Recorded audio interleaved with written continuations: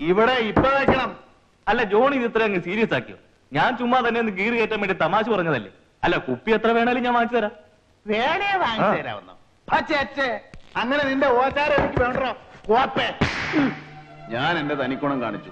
Bet കെട്ടി അതിന്റെ അന്തസ് കാണിക്കണ്ടേ അച്ചോ? മോനെ ജോലിക്ക, ഇത് പോലീസ് സ്റ്റേഷനല്ല, കുമ്പസാരക്കൂടാണ്. നീ ഏത് വഴിയെ പോയാലും ഒരു തല്ലുറപ്പാ.